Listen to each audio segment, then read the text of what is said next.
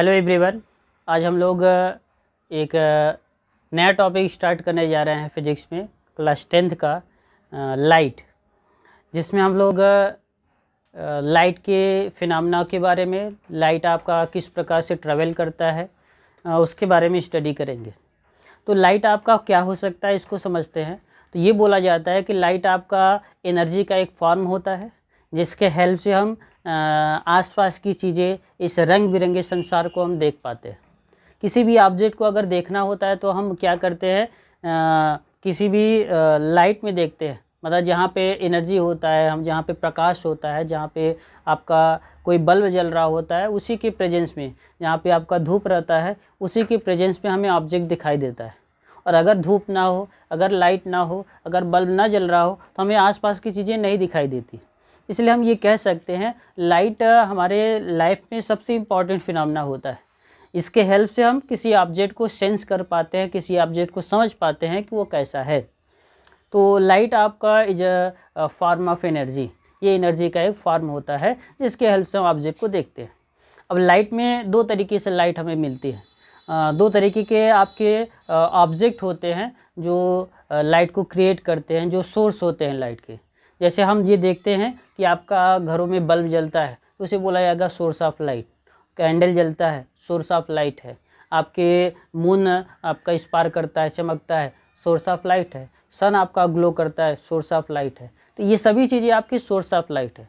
लेकिन source of light में object जो आपके होते हैं वो दो तरीके से होते हैं। एक होता है ल्यूमिनस ऑब्जेक्ट, एक होता है नॉन ल्यूमिनस ऑब्जेक्ट। और ल्यूमिनस ऑब्जेक्ट जो आपका होता है उसको बोला जाता है कि जो आपका अपने से ही लाइट को क्रिएट करे, किसी दूसरे के प्रेजेंस में आपका ग्लो ना करे। जैसे आपका सन है, सन आपका क्या करता है, सन अपने अंदर से ही लाइट को क्रिएट करता है, अपने अंदर से ही आपका एनर्जी को बाहर निकलता है, वो किसी दूसरे के कारण नहीं चमकता। इसलिए सन को हम क्या बोल सकते हैं, सन आपका एक ल्यूमिनस ऑब्जेक्ट है जो आपका अपने अंदर से ही लाइट को क्रिएट कर रहा है। आपका जो बल्ब है वो भी आपका क्या होता है, ल्यूमिनस ऑब्जेक्ट। जितने भी चीज़ें आपको देख, कैंडल आपका ल्यूमिनस ऑब्जेक्ट होता है। इन सभी को हम ल्यूमिनस बोल सकते हैं, जो कि ये अपने अंदर से ही लाइट को क्रिएट करते हैं, इनके प्रेजेंस पे हम देखते हैं। और एक और होता है नॉन ल्यूमिनस। नॉन ल्यूमिनस में हम ये बोलेंगे, जैसे मून है। मून क्या है, ये आपका सन का जो लाइट उस पर पड़ता है, सन से जो रे चलता है, लाइट रे चलता है, वो उससे रिफ्लेक्ट होकर हमारी आँखों तक आता है, तब हमें मून दिखाई देता है। मतलब मून का अपना कोई सोर्स नहीं है लाइट का, वो केवल आपके सन के कारण आपका क्या होता है, चमकता है। इसलिए हम बोल सकते हैं मून आपका कौन सा सोर्स ऑफ लाइट है, कौन सा ऑब्जेक्ट है, तो उसे बोला जाएगा नॉन ल्यूमिनस ऑब्जेक्ट। आसपास की जो चीज़ें जितने भी आपको देख रहे हैं, आपका जो फर्श होता है, जो टेबल होता है, वो सभी आपके चमकते हैं, वो सभी भी आपके क्या कहलाएंगे, नॉन ल्यूमिनस ऑब्जेक्ट कहलाएंगे। घरों में जो आपके पेंट किए गए होते हैं, वाइट कलर के पेंट होते हैं या अदर कलर के पेंट होते हैं, वो भी आपके ग्लो करते हैं लाइट पड़ने पर। तो वो भी आपके अलग से लाइट क्रिएट नहीं करते, लेकिन वो एक तरह से आप बोल सकते हैं दूसरे के कारण चमकते हैं। जब दूसरे के कारण चमकते हैं तो उसे बोला जाएगा नॉन ल्यूमिनस। मिरर आपका हो गया, मिरर आपका अपने से अंदर से लाइट को क्रिएट नहीं करता, लेकिन दूसरे के कारण वो भी आपका क्या होता है, चमकता है।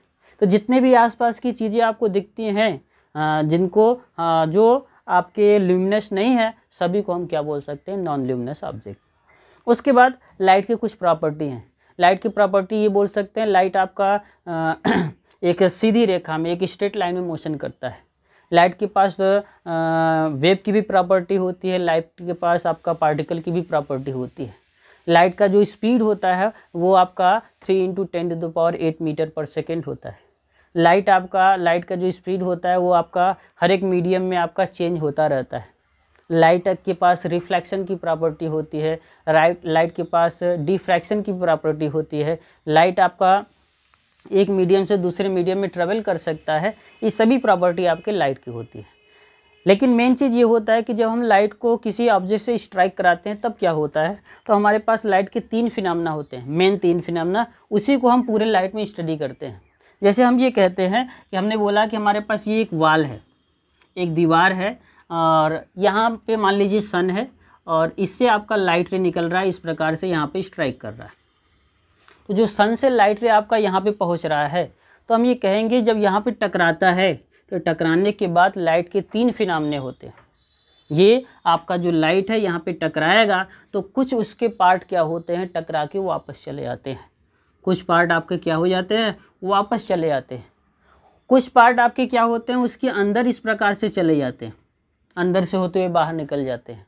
और कुछ पार्ट क्या करते हैं, उसके अंदर ही रह जाते हैं, इसके अंदर ही। मतलब करते क्या है, एक पार्ट जो आपका टकरा के वापस आता है, इस पार्ट को नाम दिया जाता है रिफ्लेक्शन या रिफ्लेक्टेड रे।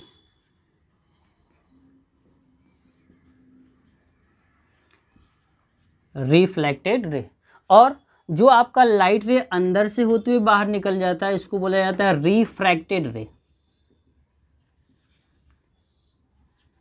और एक चीज़ और, जो आपका लाइट का जो कुछ पार्ट होता है, जो एनर्जी होता है, जो इसी के अंदर रह जाता है, ये आपका हो जाता है एब्जॉर्प्टिव।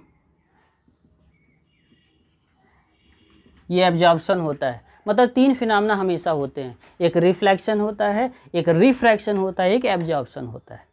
जब भी कोई भी लाइट किसी भी बॉडी से टकराता है, जैसे हम धूप में खड़े हो जाते हैं तो धूप हमारे बॉडी से हिट करता है, तो हिट करने के बाद कुछ पार्ट क्या हो जाता है, रिफ्लेक्ट हो जाता है, तो उसे हम रिफ्लेक्शन बोलते हैं। और कुछ पार्ट क्या होता है, हमारे अंदर से होते हुए बाहर निकल जाता है, जो कि बहुत ही कम होता है, उसे हम बोलते हैं रिफ्रैक्शन। और कुछ पार्ट क्या करता है, हमारी बॉडी को हीट कर देता है। अगर हम धूप में जाकर खड़े हो जाए तो हमारा पूरा बॉडी गर्म हो जाता है, इसका मतलब हमारा जो धूप है उससे कुछ एनर्जी हम क्या कर लिए, एब्जॉर्ब कर लिए हैं। और जब एब्जॉर्ब करते हैं तो हमारा टेम्परेचर हाई हो जाता है, तो उसे बोला जाता है एब्जॉर्प्शन। तो तीन तरीके के फिनोमेना आपके लाइट में पढ़ने होते हैं, रिफ्लेक्शन, रिफ्रैक्शन एंड एब्जॉर्प्शन। जिसमें एब्जॉर्प्शन हम नेक्स्ट क्लास में पढ़ेंगे 11th में। हम यहाँ पे केवल रिफ्लेक्शन या रिफ्लेक्टेड रे के बारे में पढ़ेंगे और रिफ्रैक्शन या रिफ्रैक्टेड रे के बारे में पढ़ेंगे। रिफ्लेक्शन ऑफ लाइट हमारा क्या हो सकता है, नाम से पता चला, रिफ्लेक्शन का मतलब रिफ्लेक्ट होना, और रिफ्लेक्ट का मतलब होता है टकरा के वापस आना।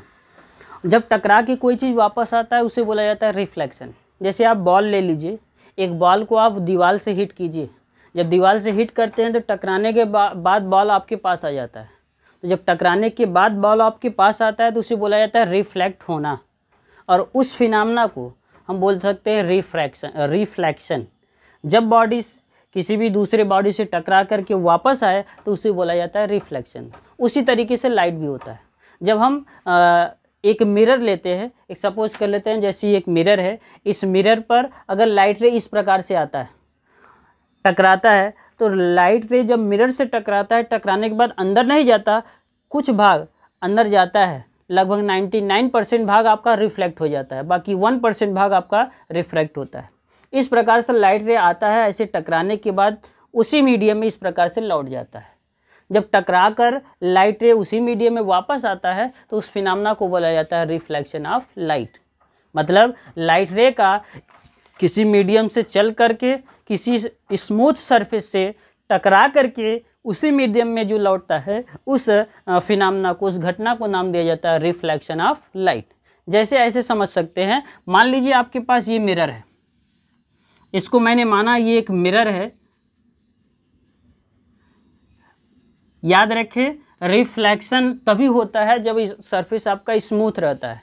जितना ज़्यादा स्मूथ रहेगा, जितना ज़्यादा चिकना रहेगा, उतना ही अच्छा आपका रिफ्लेक्शन मिलेगा। इसलिए मिरर को हमेशा हम लेते हैं, क्योंकि मिरर एक ऐसा सरफेस होता है जो लगभग स्मूथ होता है बहुत, और ज़्यादा स्मूथ होने के कारण उससे रिफ्लेक्शन ज़्यादा होता है।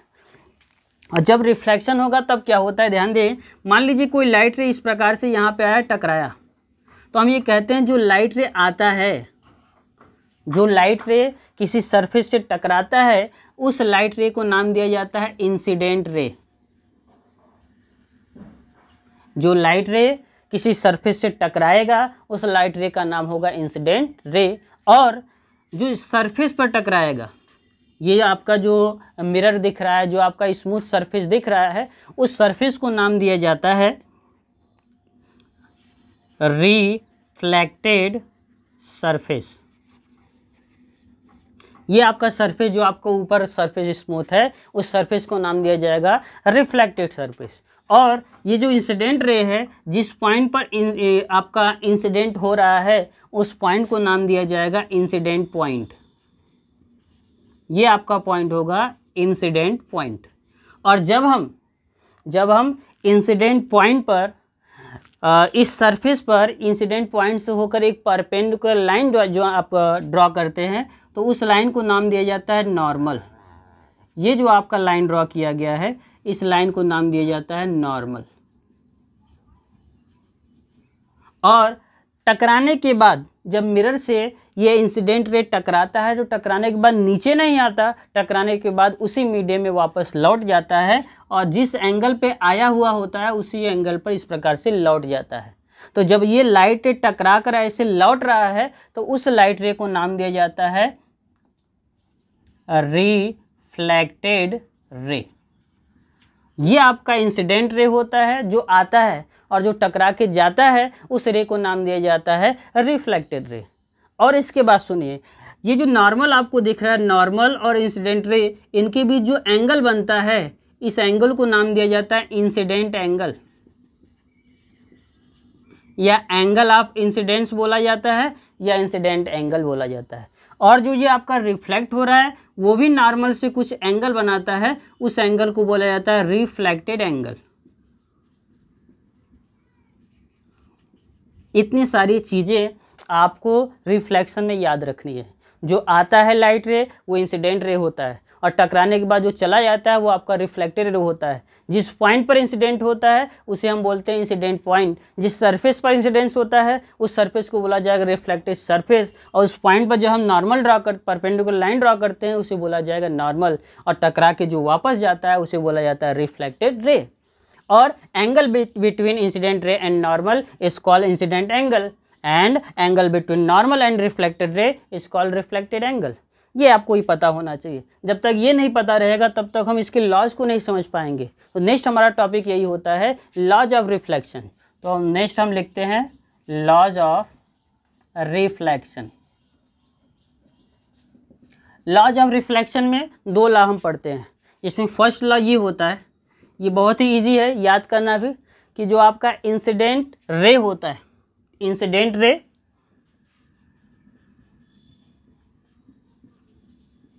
And reflected ray and normal, ये जो आपने नॉर्मल ड्रॉ किया है, नॉर्मल, और नॉर्मल कहाँ पे ड्रॉ किया गया है, तो हम ये कहते हैं नॉर्मल इंसिडेंट पॉइंट पर ड्रॉ किया गया है, तो लिखा जाएगा नॉर्मल एट इंसिडेंट पॉइंट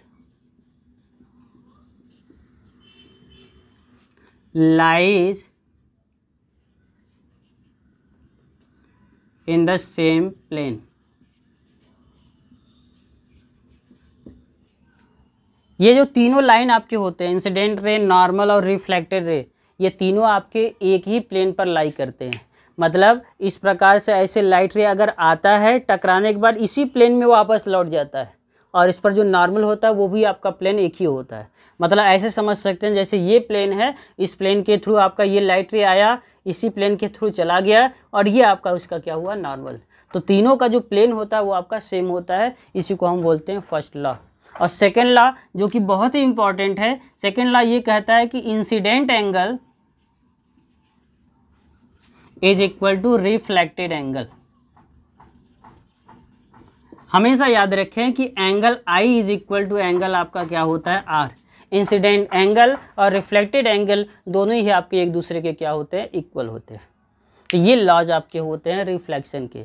ये आपको पता है कि रिफ्लेक्शन होता क्या है, इसमें कौन कौन से डेफिनेशन होते हैं, और उसके लॉज क्या होते हैं। लॉज आपके दो होते हैं, जिसमें इंपॉर्टेंट यही है कि angle of incidence and angle of reflection, मतलब इंसिडेंट एंगल और रिफ्लेक्टेड एंगल हमेशा क्या होते हैं, equal. That is angle I is equal to angle are.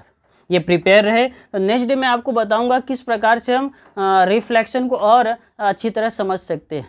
क्या स्मूथ सरफेस अगर नहीं रहेगा तो क्या रिफ्लेक्शन हो सकता है? आंसर है रिफ्लेक्शन हमेशा होता है। तो हम ये पढ़ेंगे कि नॉन स्मूथ अगर सरफेस रहे, कोई खुरदरा सरफेस रहे, तो उस पर कैसे रिफ्लेक्शन होता है। कैसे हम लोग अपने फेस को, अपने पूरे बॉडी को किसी मिरर में देखते हैं। घर पे आप लोगों के मिरर होगा, उसमें हम लोगों का चेहरा दिखता है, तो वो कौन सा फिनोमेना होता है जिससे हम अपने चेहरे को, अपने बॉडी को देख पाते हैं, उस फिनोमेना को हम इसमें समझेंगे। ठीक, नेक्स्ट वीडियो में स्टार्ट करेंगे हम रिफ्रैक्शन के और कुछ फिनोमेना। Thank you.